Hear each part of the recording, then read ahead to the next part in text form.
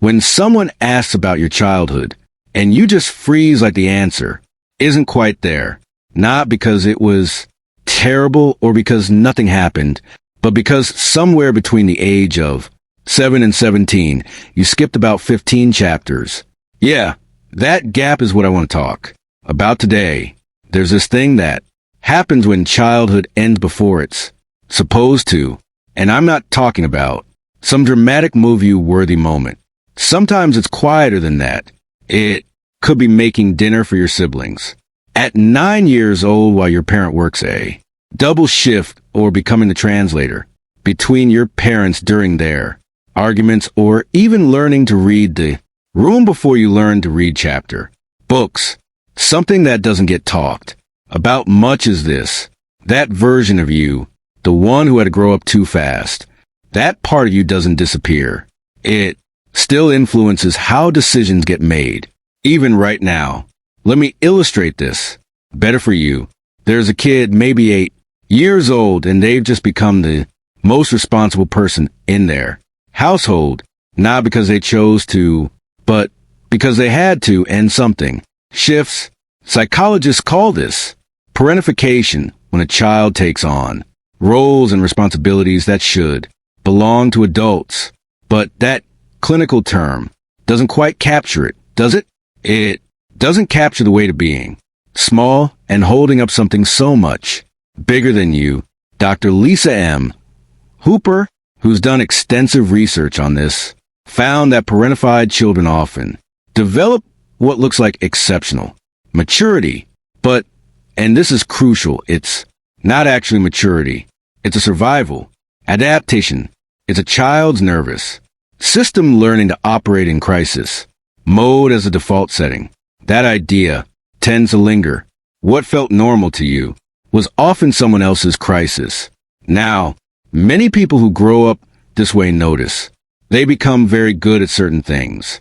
Reading people's emotions, you could sense your mom and dad's mood the second they walk through the door, anticipating the needs of anyone before they voiced them.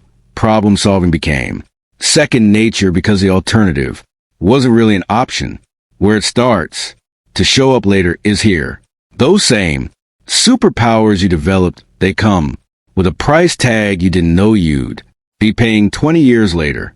You know, what's quite fascinating, children who grow up too fast often struggle the most with the simplest things, not the big life challenges as you might expect. Somehow, they can handle those with their eyes closed. It's the small stuff. Asking for help, resting without feeling guilty, being, I don't know, silly, carefree. Those feel almost dangerous to them, because when you learn early on that the world doesn't stop for you and that your needs come second, that stability depends on your ability to hold it together. You didn't just learn a lesson, you built an entire operating system around it, and that system is still running. Let me tell you what this looks like in adulthood. Often people like this become the ones others rely on in a crisis. The reliable one, the one who just handles things. You're attracted to people who need fixing. Now, I know that makes it sound like you have a savior complex, but it's actually because being needed feels like love. It's the only kind you learn to recognize. Relationships tend to get tricky. Intimacy feels exposing because being vulnerable, that was a luxury you couldn't afford back then. So even now, even when you're safe, even when you're with someone who genuinely cares, there's this part of you that cannot let your guard down, that will not let your guard down. You might find yourself attracted to emotionally unavailable partners, and before you blame yourself for that, understand this. Unavailable feels familiar. It feels like home, because home was a place where you gave endlessly, and receiving that was rare. So when someone offers you consistent love and consistent presence, it might actually feel oddly wrong, uncomfortable, like waiting for the other shoe to drop. There's also this thing with control.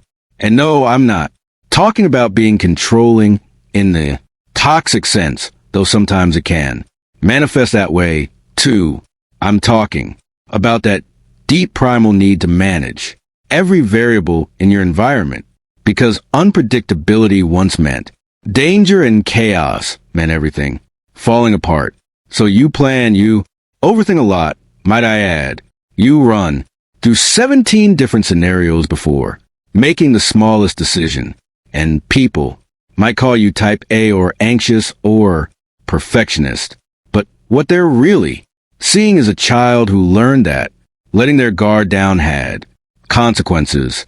The exhaustion is real, by the way. That bone-deep tiredness that sleep doesn't fix. That's not laziness nor weakness. That's what happens when you're nervous. System has been in overdrive since you were in elementary school. Your body never learned what true rest feels like, because rest wasn't classed as safe. Rest, in fact, meant things might fall apart. Here's something that might hit hard. A lot of people who grew up too fast have this weird relationship with success. You achieve things, good things, impressive things, but it never quite feels like enough. There's always this voice saying more, better, faster. Prove yourself, because your worth got tangled with your usefulness way back when. And the cruel reality, the world actually rewards this. Society loves people who grew up too fast. If you think about it, we're productive. We're often independent. We don't need much. We're low maintenance. And we get things done.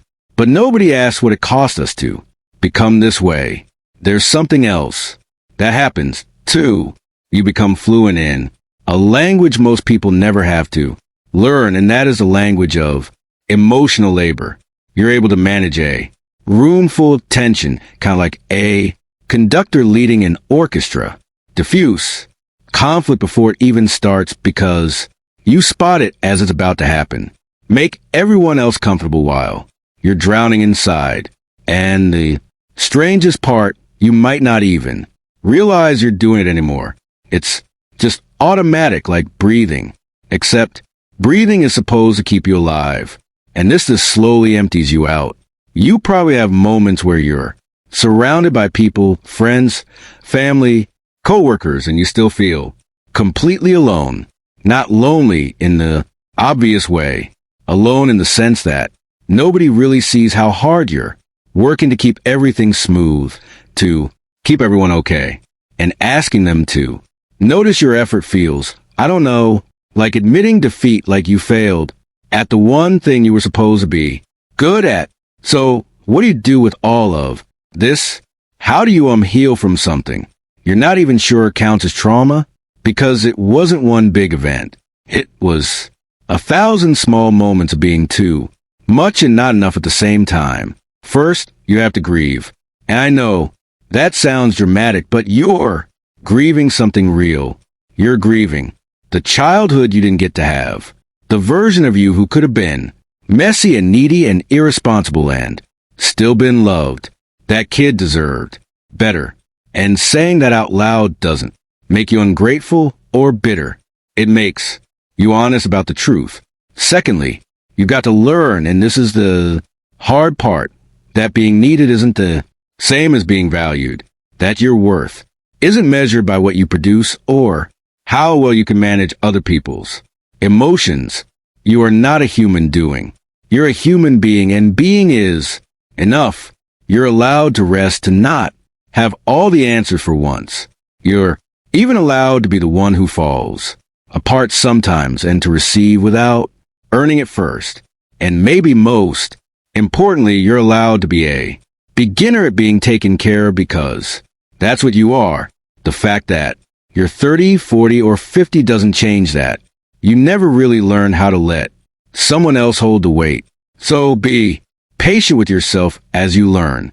That child who grew up too fast, they did an incredible job keeping everything together. They were resourceful and strong and brave beyond measure. But they can rest now. They're not forced to run the show anymore. It's safe to let someone else take a turn. It's safe to just be young at heart, even if you're late to it. You've been holding on so tight for so long? What would it feel like to finally let go? If this hit home for you, please subscribe. And if you want to support these deep dives, hit that join button to become a channel member. I would genuinely appreciate your